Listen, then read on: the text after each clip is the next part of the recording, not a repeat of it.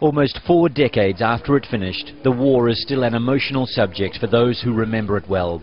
In this small town southeast of Vietnam's capital, Hanoi, people gather to remember fallen friends and comrades.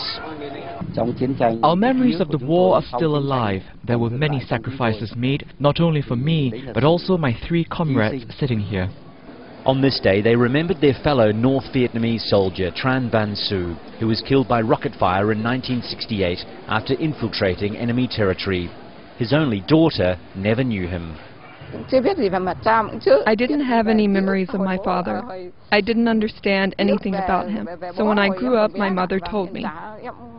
But thanks to DNA testing, just over a year ago, the family was able to confirm that remains found in the area where he was killed belonged to Tran Van Su. They could then, at least, give him a proper burial.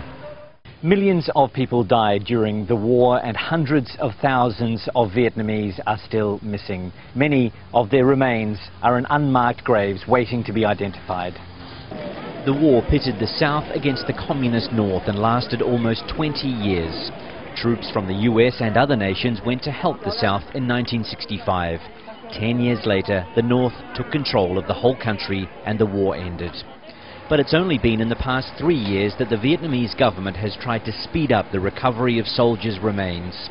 There are several DNA labs providing free testing for soldiers' families, but not enough to cope with demand.